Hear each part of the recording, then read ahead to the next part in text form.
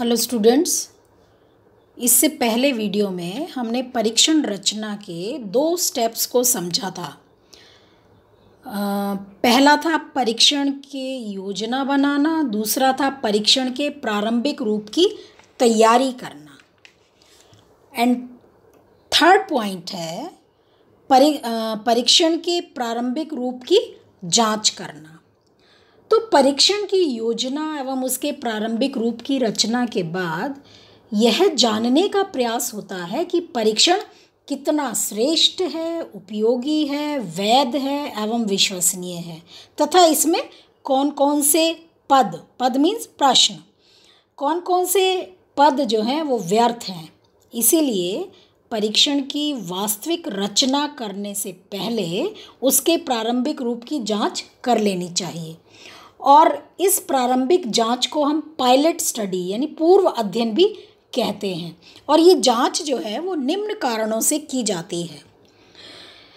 इस जांच के द्वारा कमज़ोर एवं दोष युक्त पदों या प्रश्नों, जैसे जो द्विअर्थक प्रश्न हो, अनिश्चित हो, अपर्याप्त पद हो, सीमित कथन वाले पद हो, अधिक कठिन तथा अधिक सरल पदों को या प्रश्नों को परीक्षण से अलग कर दिया जाता है, निकाल दिया जाता है।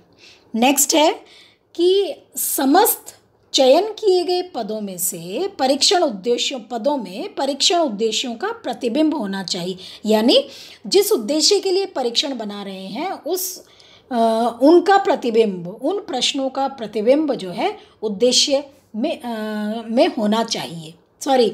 उन का प्रतिबिंब परीक्षण में होना चाहिए, यानी उसके प्रश्नों में होना चाहिए। और इसके लिए प्रत्येक व्यक्तिगत पद की वैधता को ज्ञात करना होगा।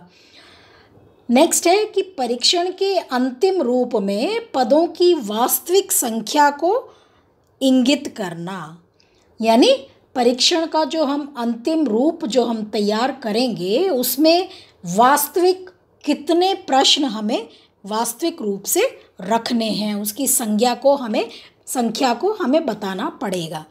नेक्स्ट है परीक्षार्थी एवं परीक्षक के उत्तरों में कमियों को व्यक्त करना। इसके बाद पदों के चयन करने में ओवरलैप ना हो, कोई भी प्रश्न जो है दोबारा ना आने पाए, इस बात का ध्यान रखना। और विभिन्न पदों के मध्य आपसी कोरिलेशन ज्ञात करना। उसके बाद है परीक्षण के समस्त पदों को उपभागों में व्यवस्थित करना और परीक्षण निर्देशों, उसमें प्रयुक्त होने वाली सावधानियों, प्रशासित होने वाले समूह आदि का निश्चय करना। देन परीक्षण के अंतिम रूप की वास्तविक समय सीमा ज्ञात करना। फिर परीक्षण की फलांकन विधि को निश्चित करना। तो ये सब बातों का जब हम परीक्षण के प्रारंभिक रूप की जांच करते हैं तो इन सभी बातों का हमें ध्यान रखना होगा। तो इस स्टेप के अंतर्गत परीक्षण की जो जांच है वो 2 भागों के अंतर्गत की जाती है। पहला है प्री ट्राई आउट यानी प्रारंभिक जांच, और दूसरी है वास्तविक जांच। तो परीक्षण का प्रशासन, प्रारंभिक जांच के लिए परीक्षण का प्रशासन मूल जनसंख्या के 15 या 20 व्यक्तियों पर इस उद्देश्य से किया जाता है जिससे उसकी मुख्य कमियों को खोजकर दूर किया जाए। और इसके अंदर परीक्षण एक छोटे समूह पर प्रशासित किया जाता है जिससे परीक्षण से संबंधित अनेक पहलुओं का अनुमान हो जाता है तथा उसकी मुख्य कमियां भी ज्ञात हो जाती हैं। किंतु इस प्रशासन में व्यक्तिगत पदों के विश्लेषण का कोई भी कार्य नहीं होता। तो जांच की इस प्रक्रिया में सबसे पहले उस सैंपल का निश्चय किया जाता है जिसके निमित्त इस परीक्षण की रचना हो रही है। यानी कितना बड़ा सैंपल जो है हमें परीक्षण के लिए प्रशासित करने के लिए निर्मित करना है, तथा फिर जांच करने के लिए परीक्षण को उसी समूह के कुछ प्रतिनिधि व्यक्तियों पर प्रशासित किया जाता है। परीक्षण के प्रशासन में कितना समय लगता है इसका भी निश्चय किया जाता है। और यदि परीक्षण के 2 प्रारूप हैं तो ये देखा जाता है कि दोनों प्रारूपों के प्रशासन में कितने समय का अंतर होना चाहिए, और इसी स्तर पर यानी जो प्रारंभिक जांच है इसी पर परीक्षण निर्देशों को संक्षिप्त, संगत एवं एक रूपता के साथ निर्धारित करना चाहिए, जिससे वे परीक्षार्थी को सुगम लगे, सरल लगे, स्पष्टतया समझ में आ जाएं। और विषय को या सब्जेक्ट को दिए गए निर्देशों, पदों या अभ्यास के पदों में अपर्याप्तता को भी हमें देखना होता है। और इसी प्रारंभिक जांच में फलांकन कुंजी यानी स्कोरिंग की रचना भी होती है। और इन्हीं स्थितियों में परीक्षण पदों के प्रत्युत्तर पाने में यदि अनुमान की संभावना हो या अवसर तत्वों का प्रभाव हो तो हम उसको भी दूर करने का प्रयास हमें करना चाहिए। उसके बाद शुद्धिकरण जो सूत्र है वो हमें उपयोग में लाना चाहिए, करेक्शन फार्मूला। और वो करेक्शन फार्मूला है S = R-W/N-1।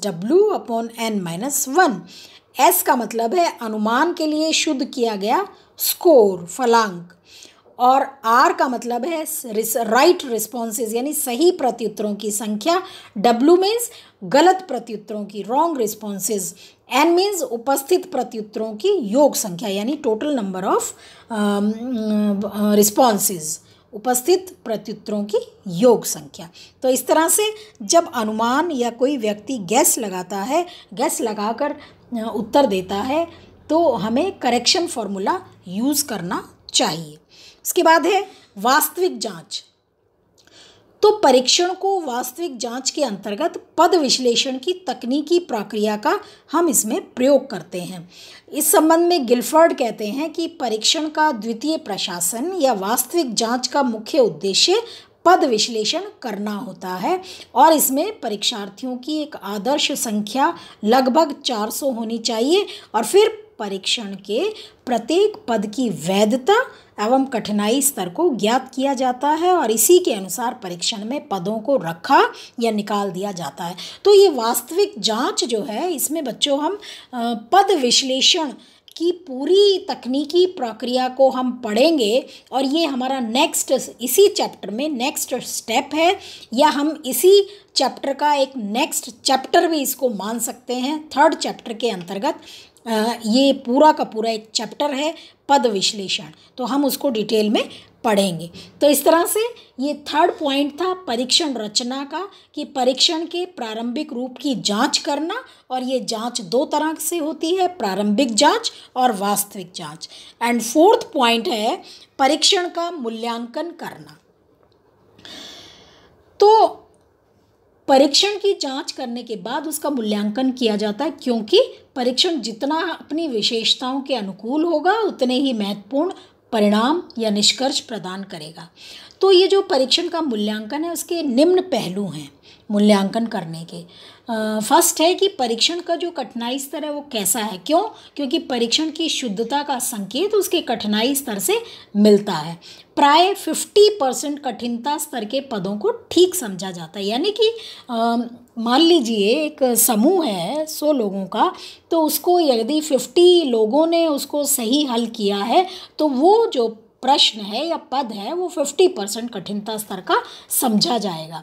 और परीक्षण में ऐसे पदों को नहीं लेना चाहिए जो कि उच्च तथा निम्न दोनों समूहों के लोग उसको हल कर लें या उसको हल ना कर सकें। तो मूल्यांकन के प्रथम चरण जो है वो कठिनाई स्तर का अध्ययन करना है। सेकंड है मूल्यांकन का, जब हम मूल्यांकन करते हैं तो दूसरा स्टेप जो है उसमें पदों की वैधता तथा विभेद मूल्य के संबंध में अध्ययन किया जाता है। परीक्षण में ऐसे पद होने चाहिए जो समूह के उच्च तथा निम्न व्यक्तियों में अंतर कर सकें।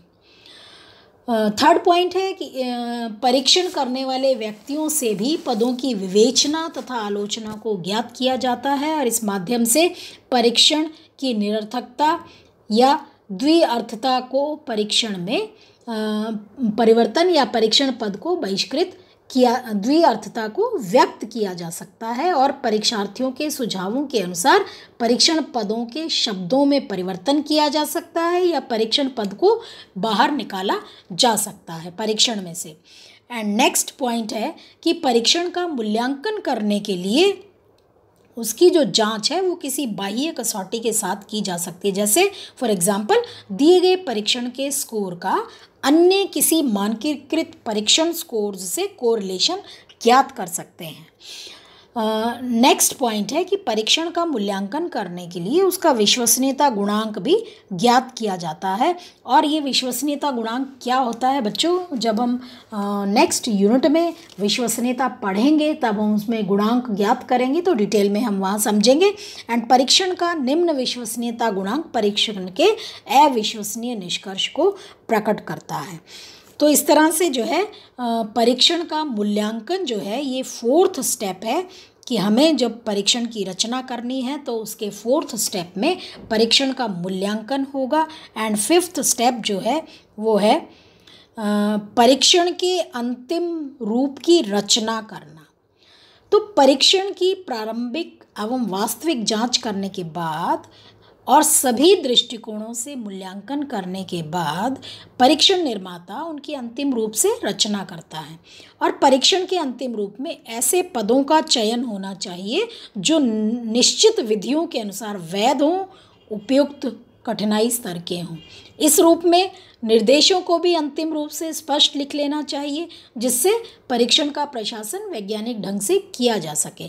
परीक्षण की समय सीमा, फलांकन विधि भी निर्धारित कर लेनी चाहिए और इसी स्तर पर परीक्षण के सभी आंतरिक पहलुओं को व्यवस्थित ढंग से निर्धारित हो जाना चाहिए, क्योंकि इस अंतिम रूप की रचना के बाद ही इसके दो महत्वपूर्ण पहलू या तीन महत्वपूर्ण पहलू वैधता, विश्वसनीयता एवं मानक का निर्धारण किया जाता है। और लास्ट जो पॉइंट है वो है परीक्षण का मानकीकरण करना। तो मानकीकरण, परीक्षण के मानकीकरण से अभिप्राय है कि परीक्षण वैध होना चाहिए। वैधता का मतलब है कि जिस उद्देश्य के लिए परीक्षण का निर्माण किया जा रहा है उस उद्देश्य को पूरा करने वाला होना चाहिए। यानी अगर हमें बुद्धि का मापन करना है तो बुद्धि से संबंधित प्रश्न ही उस परीक्षण में शामिल होने चाहिए। विश्वसनीयता, विश्वसनीयता का अर्थ है कि एक ही परीक्षण को जब एक व्यक्ति पर बार बार विभिन्न अवसरों पर प्रशासित किया जाए और उसके परिणाम में संगतता पाई जाए तो वो परीक्षण विश्वसनीय परीक्षण कहलाता है। तथा मानक, मानक जो है प्राप्तांक के ऐसे नमूने हैं जिसको किसी एक समूह द्वारा प्राप्त किया गया हो। तो मानक बनाने के लिए हम जो है एक सैंपल समूह लेते हैं, उस पर वो परीक्षण प्रशासित करते हैं और जो उसके स्कोर्स आते हैं उनका हम एवरेज निकाल कर उसके नॉर्म्स का निर्धारण करते हैं। और भविष्य में जब भी हम परीक्षण किसी व्यक्ति पर करते हैं तो उस परीक्षण में जो स्कोर्स आते हैं, जो रॉ स्कोर्स, मूल प्राप्तांक होते हैं, उनका अर्थ तभी है जबकि उनकी तुलना करने के लिए हमारे पास कोई स्टैंडर्ड हो, कोई मानक हो। तो इस तरह से बच्चों वैधता, विश्वसनीयता एवं मानकों का निर्धारण भी परीक्षण रचना करते समय करना चाहिए। और इन तीनों को हम डिटेल में नेक्स्ट हमारे जो यूनिट है उसमें हम ये 3 चैप्टर्स के रूप में इनको डिटेल में समझेंगे। Thank you.